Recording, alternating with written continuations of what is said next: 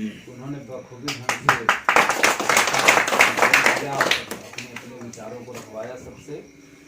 और यहाँ पर जो हमारे सभी साथी और पदाधिकारी गण हैं उसमें क्या चलिए ना होने दीजिए बाकी माननीय जिला अध्यक्ष जी के और जो है जिला अध्यक्ष दोनों जो पिछड़ा वर्ग प्रकोष्ठ के हैं मेन बॉडी के हैं, इन्होंने जो संचालन किया उसी संबोधन की कड़ी में आगे जोड़ते हुए सीधे अपनी बात है।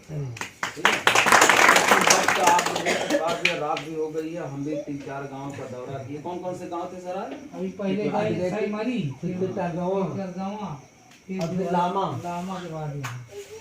इन सब गाँवों में मैं आज 1-1.5 महीने से निकला हूँ। चंदौली जिला, मिर्जापुर, भदोही, सोनभद्र, वाराणसी, इलाहाबाद और कौशाम्बी, चित्रकूट और आज बादा में हूँ। 2-3 विधानसभाएँ 4 हैं। आज की एक पूरी हो गई, कनरैली है, फिर उसके बाद जो है बबेरू है, कलेक्टर है बच्ची सदर बांदा, उसके बाद हमीरपुर निकलेंगे। तो साथियों, जब तक चुनाव संपन्न नहीं होगा, सरकार बन नहीं जाएगी, तो ये जो मेहनत सभी लोग अपने परिवार से लेकर के आज आपके बीच में आपको जगाने का काम कर रहे हैं, सब पानी फिर जाएगा।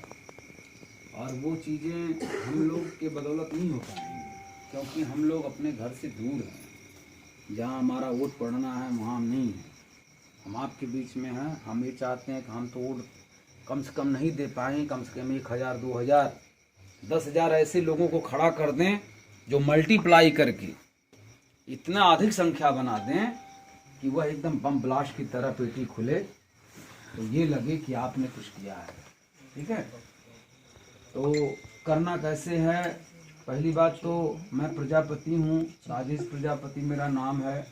मैं हमेशा से चाहता था कि हमारे समाज का भी कुछ मान सम्मान आगे बढ़े, लेकिन ये समाज धीरे धीरे पतन के रास्ते की तरफ चला गया। इतनी पार्टियां बन गई समाज में, 16 झंडे बन गए हैं समाज में, 16 भाग में बांटने आएंगे आप। अब अंत में क्या होगा? सब जाएंगे इन्हीं बड़ी पार्टियों के पास, कोई जिसका देखेंगे बहुत अधिक हवा बन रही है, उस दिन जाके समाहित हो जाएंगे। जैसे सभी नदियां बहती हैं तो कहाँ मिलती हैं जाके? थोड़ा बोलिए आप लोग, मुंह से बोला कीजिए, लगा कि जिंदा आदमी बैठे हैं यहाँ, है कि नहीं? तो सब जो है सागर में जाके मिल जाती हैं। उसी तरह से जो लोग झंडे बनाए हैं आपके समाज में, ये सब धीरे धीरे चले जाएंगे, जो जिसकी लहर होगी उसी के साथ मिल जाएंगे, फिर आप टाटा फिश। आज आज़ादी के 76 वर्ष पूरे हुए हैं, बहुत सी जातियां तरक्की कर गई, लेकिन आप लोग इतना नीचे चले गए हैं कि आपसे नीचे कोई जाता ही नहीं बची है। कोई बची हो तो नाम बता दीजिए। किसके सामने आप गर्व करेंगे, किसके सामने आप सीना ठोकेंगे? वही जब रोटी बनाएगी पत्नी, उसी के सामने डींग फटिंग मारेंगे कि हमने आज ये कर दिया, हमने आज वो कर दिया, मैं अपने ज़माने में ये करता था, मैं अपने ज़माने में वो करता था। अरे जो लोकतंत्र से मिलना है, जो सत्ता से मिलना है, उसको ला करके अपने परिवार में, अपने समाज में, अपने जाति में बांटने का काम करना चाहिए आपको। अगर आप सोचते हैं किसी को गर्व हो, घमंड हो, कभी तो हम फलनवा जात से ऊपर हैं, जगनवा जात से ऊपर हैं, तो कुछ दिन और इंतजार कर लीजिए, जब वो लोग आगे बढ़ जाएंगे तब आप बढ़िएगा। तो बढ़ना चाहते हैं कि नहीं? तो कौन नेता है जो आपको बढ़ाएगा? भाई, बढ़ाने के लिए एक नेता की, एक नेतृत्व की जरूरत है कि नहीं है? हाँ? मैंने भी देखिए एक पार्टी बनाई थी, उसका नाम हमने रखा था सर्वश्रेष्ठ दल। कितने लोग जानते हैं? कोई जानता है? अपना दल चला नहीं, सर्वश्रेष्ठ दल। बागा में प्रचार हुआ है, आपके गांव में टीम हमारी नहीं पहुंच पाई होगी, लेकिन कहीं न कहीं दीवारों पर आपने देखा होगा, लिखा है सर्वश्रेष्ठ दल पार्टी, प्रजापतियों पार्टी। इसी गांव में देखा है आपने? देखा प्रधान जी? अब मुलाकात भी हुई थी हमारी। अच्छा, मोटरसाइकिल में एक पत्नी भी, हाँ, वो मेरी पत्नी थी जो यहाँ तक आई थी जौनपुर जिले से, और तमाम जिलों के लोगों ने हरी झंडी दी थी, तब आई थी। आज के ज़माने में कौन है जो अपनी पत्नी को भेजेगा बाहर? तो बता, हाथ उठा दे। लेकिन 2006 से हम राजनीति की शुरुआत किए, दूसरी पार्टी में राजनीति कर रहे थे, फिर हमें लगा कि मुझे अपने समाज को जगाना चाहिए, तो मैं निकला और 2014 में इस पार्टी का रजिस्ट्रेशन हुआ।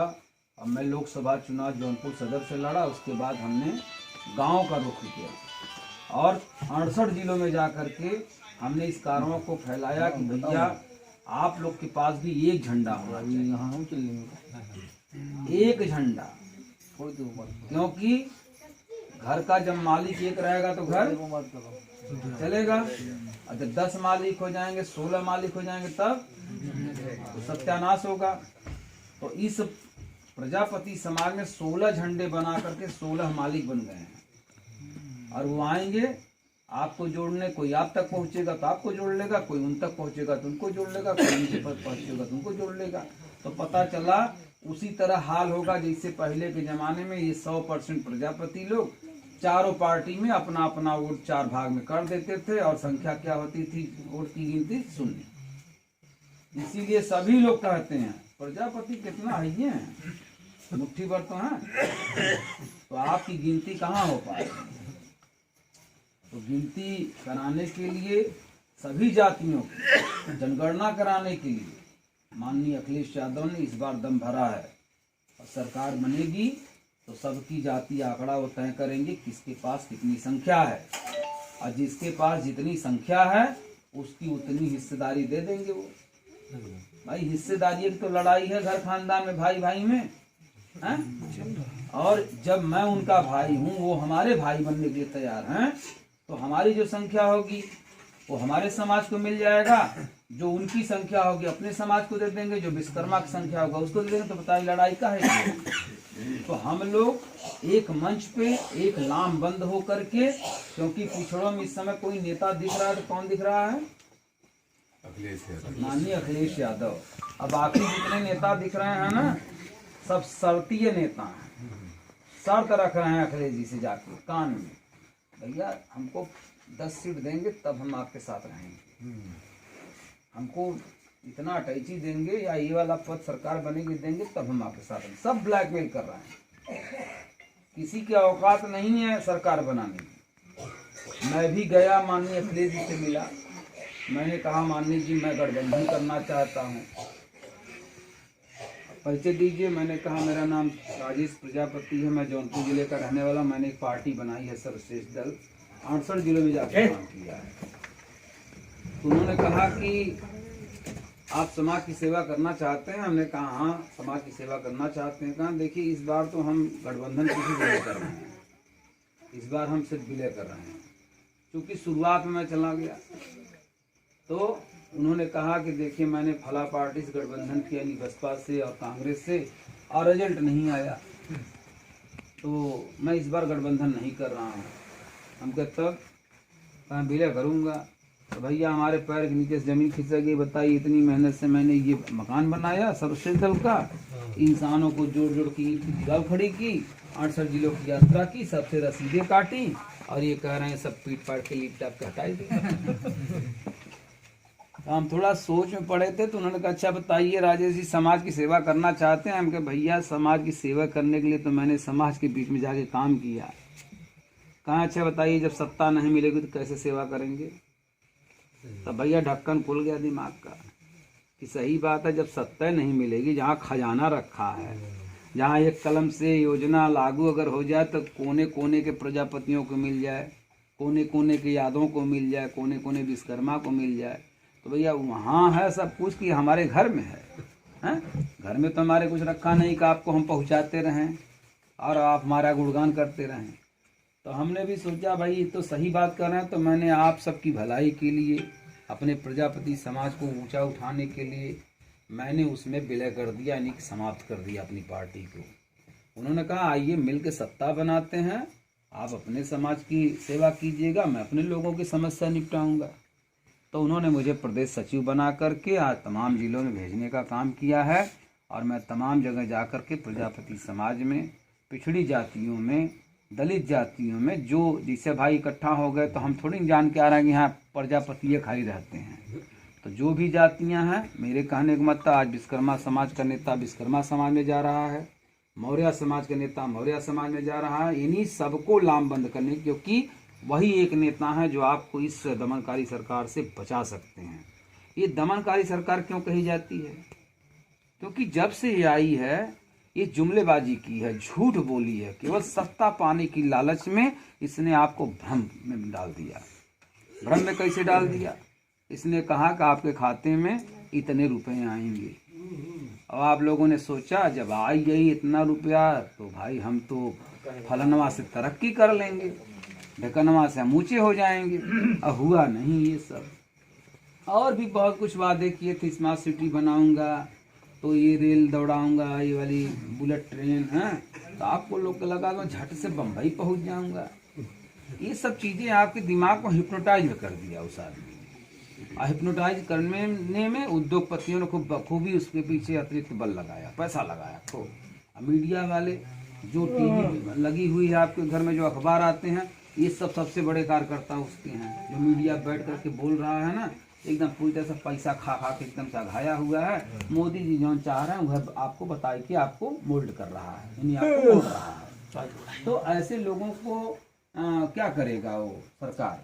ऐसे लोगों को और खिलाएगा पिलाएगा ताकि आपको हमेशा भ्रमित करते रहें।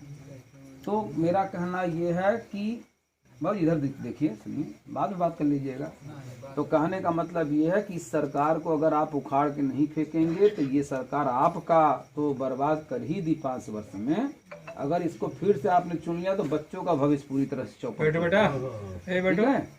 तो ये बच्चा जो हम लोग पैदा करते हैं, हमारा मुंह उनके प्रति है, उसका मुंह नहीं है, उसका मुंह अपने बच्चों के प्रति है। तो वो अपने बच्चों का आए दिन भविष्य संवार रही है। हमारे बच्चों के हिस्से का जो उसका अधिकार है वो सब छीन करके अपने बच्चों को दे रही है, और कई पीढ़ियों के लिए धन इकट्ठा कर रही, कई पीढ़ियों की जिंदगी संवार रही अपने बच्चों की। तो आपके हाथ में जो डॉक्टर भीमराव अम्बेडकर ने शक्ति दी है, एक वोट की ताकत दी है, इस वोट की ताकत से आप चाहें तो यह जो आपके लिए विरोधी सरकार बैठी है, जो पिछड़ों का अहित करना चाहती है, पिछड़ों को पीस करके उनके हक का सारा हिस्सा अपने लिए डका जाना चाहती है, ऐसे लोगों को उखाड़ फेंकने की शक्ति आपकी एक उंगली में है। आप चाहें तो एक बटन दबा करके इसके तख्ती को पलट सकते हैं। और ये सरकार बहुत प्रलोभन दे रही है। प्रलोभन कैसे दे रही है? उसका खुद चार्ज मार रही है। चार्ज कैसे मार रही है वो भी बता दे रहा हूँ। एक कहानी के माध्यम से बता करके बातों को समाप्त करूँ, क्योंकि ओस भी पड़ रही है, आप लोग ओस में बैठे हैं। एक राजा था, वो बुलाया अपने यहाँ कि आप सभी लोग मेरे यहाँ दावत में आइए, मेरे बच्चे का नामकरण है, खूब आराम से आइए, 2-3 दिन खाना खाइए फ्री में। तो गांव वाले बड़ा खुश हुए। तो जानते हैं जब समस्या होती है तो 10 को बुलाएंगे तो साथ दुइये आएंगे, हाँ? और जब खाने की बात आती है तो 20 को निमंत्रण देंगे तो 40 आ ही जाएंगे। तो इसे राजा के यहाँ भैया पूरी पलटन पहुंच गई। पहुंचने के बाद राजा जो मनपसंद आइटम था सबके वो बनवा दिया था, जिसकी जो मर्जी का भर पेट को दबा दबा के खाया। उसके बाद सोने की जगह बताई राजा ने कि यहाँ आराम करिए आप लोग, कल सुबह 12 बजे फिर भोजन मिलेगा, सुबह बढ़िया नाश्ता मिलेगा। सब कहे आज तो बड़ा अच्छा आइटम मिला आज, हैं। अब सब सोए भैया। सुबह जब उठे तो सबको लग गई भैया, जो लगती है सबको अक्सर। क्या लगती है? सबको लगती है, इसलिए भाई लग जाती है। तो लग गई सबको। तो सब पूछे सैनिकों से, भैया ये बताइए कहाँ निपटना है? तो सैनिकों ने कहा देखिए ये तो पूरा लान है, सजा हुआ है, यहाँ पेड़ पौधे फूल लगे हुए हैं, अगर यहाँ निपटेंगे तो चालान हो जाएगी, हो सकता है जुर्माना भी लग जाए, कोड़े भी लग सकते हैं। तो सबने कहा भैया तब बताइए कहाँ निपटे? तो उसने कहा देखिए वहाँ लैट्रिन रूम बना हुआ है, चले जाइए, वहाँ पे हैं वो लोग, उनसे पूछ के आप उसमें निपट लीजिएगा। सब दौड़े दौड़े गए। बीच में किसी की चड्डी खराब हो गई थी, किसी का और भाई जुर्माना तो भरना पड़ा। जो भाई वहीं जब लान में भाई छिट्टा मार दिया तो था जुर्माना करेगा ना। और कुछ लोग जो है पहुँचते पहुँचते भाई सोचे वहाँ तक नहीं पहुँच पाए, छदवाई डाक गया तो उनके ऊपर भी जुर्माना हो गया। इन्हीं कुल मिला करके भैया वो सूलने का काम हो गया। और जब वहाँ पहुँचे सब तो पेट पकड़े थे। कहाँ सैनिकों ने क्या है कैसे आए? कहा भैया हम लोग को करना है। तो कहा कि भाई देखिए करने का चार्ज तो 500 रुपये लगेंगे। अरे ये फ्री में खाना खिला ससुरा गिफ्ट का चार्ज 500 तो यार फ्री में ये तो तरीका ठीक नहीं है। अब सब बहुत परेशान हुए, जिनके पास 500 रुपये तो भैया दे निपट लिए। तो जो अंधभक्तवा है ना वो कहते हैं 500 रुपया लीटर पेट्रोल हो जाएगा तबो हम खरीदेंगे और देंगे कमल के उठवे पे वोट। हैं तो भैया ये अंधभक्त जो है अपना जो सक्षम थे ये निपट ले रहे हैं इस सरकार से, इस सरकार में खुश हैं। तो क्या आप भी सक्षम हैं? तो ये बिल्कुल हटावे क्यों ना, क्योंकि ये सरकार जानते हैं फ्री में क्या क्या देने की बात कही और उसका चार्ज कैसे मार रही है। देखिए बिजली कनेक्शन क्या दिया फ्री में, हाँ? गैस कनेक्शन दिया फ्री में, 5 किलो राशन दे रही फ्री में, 0 बैलेंस में खाता खुलवाई फ्री में। अब चार्ज कैसे मार रही है, कहाँ कहाँ मार रही, भैया अपना पूरा गणित कर लीजिएगा। अगर बच्चों का भविष्य बनाना चाहते हैं तख्ती पलटनी होगी और 2022 में माननीय अखिलेश जी को मुख्यमंत्री बनाना होगा। नहीं तो अगर साइकिल का बटन आपने नहीं दबाया तो समझ लीजिए आपने अपने बच्चों की हत्या कर दी और हत्या करके ही जाइएगा कमल का फूल दबाने, क्योंकि वो जीवित रहेगा तो उसका संघर्ष आपसे देखा नहीं जाएगा। मैं सिर्फ यही कहने आया हूँ, इससे ज्यादा कुछ नहीं। आप तो कितने लोग तैयार हैं जो माननीय अखिलेश यादव जी को 2022 में मुख्यमंत्री के रूप में देखना चाहते हैं, दोनों हाथ उठा करके स्वीकार करें। ये बहुत अच्छी बात है। अब मेरा कहना ये है कि एक चिंगारी, अगर आप एक एक चिंगारी बन जाएं तो अगर मैं इतने में जान फूंक सकता हूं तो मेरे जाने के बाद कल से लग जाइए, क्योंकि 3 महीने अगर आपने थोड़ी सी मेहनत कर दी इन बच्चों का भविष्य आज संवर जाए। तो इतनी चिंगारी को आप भी उत्पन्न कर लीजिए, क्योंकि ये विदेश विधायक हैं यहाँ के और ये केवल इस विधानसभा में सीमित होकर के केवल यहाँ की सेवा कर सकते हैं। मैं एक स्वतंत्र नेता बनना चाहता हूँ और मैं अगर सरकार बनी तो मैं ऐसा नेता बनूंगा, न मैं विधायक बनूंगा, न मैं सांसद बनूंगा, न मैं मंत्री बनूंगा। एक ऐसा नेता बनने की बात हमने मानी है, हमें ऐसा नेता स्वतंत्र नेता बनाइए कि मैं अपने प्रजापति समाज को कहीं भी किसी भी जिले में किसी भी जगह कोने में हो, मैं पहुंच करके या अपने लोगों को, ये जंग बहादुर प्रजापति जी को, मनोज मौर्य जी को, दीनानाथ प्रजापति जी को और जो यहाँ पे हमारे पदाधिकारी हैं ऐसे हर जिले में हैं, इनको भेज करके मैं आपकी समस्याओं का निदान कर सकूँ। और झंडे के पीछे पहुंचेंगे जो वहीं बिकने वाले हैं, वहीं शर्त रखने वाले हैं, वहीं माननीय राष्ट्रीय अध्यक्ष जी को ब्लैकमेल करने वाले लोग हैं, ऐसे लोगों का साथ देकर के आप पाएंगे क्या? ठीक है, जो लास्ट में वहीं ले जाकर पड़केंगे आपको साइकिलिए पे, हैं, कमल के फूले पर, जो आएंगे बहकाने कहीं कहीं तो बिके ही लोग हैं। तो कुल मिलाकर के ये जो 2022 का चुनाव होने जा रहा है, यह पूरी तरह से देवासुर संग्राम की तरह होने जा रहा है। देव कौन थे? हमारे पुरखे, उन्हीं पुरखों के औलादे आज फिर से असुर बन चली हैं और इनको अपनी ताकत दिखाना है कि हम अगर एकजुट होकर के अगर इस तख्ती को पलट सकते हैं तो किस तरह से पलटेंगे वो देखना है 2022 में। एक संगठन हम थोड़ी से बनाना है, क्योंकि ये जो रिमोट सिस्टम में चुनाव हो रहे हैं बैलेट पेपर में होना चाहिए। तो देखिए बाबू जी, बैलेट पेपर का जहाँ तक मैटर है, जब आप सरकार बना देंगे समाजवादी पार्टी की, तो मैं आपसे वादा करता हूँ बैलेट पेपर दोबारा नहीं होगा। ठीक है, हटवा देंगे इसको माननीय राष्ट्रीय अध्यक्ष जी, मशीन हटवा देंगे। ठीक है, और मशीन में जो प्रॉब्लम आप लोग समझ रहे हैं, प्रॉब्लम ये बार सिस्टम नहीं है। देखिए प्रॉब्लम के लिए ना हम कह सकते हैं कि प्रॉब्लम नहीं है, ना ये भी कह सकते हैं प्रॉब्लम है, क्योंकि पश्चिम बंगाल में जो चुनाव हुआ ममता बनर्जी ने भरपूर टक्कर दिया, इनके सभी लोग ना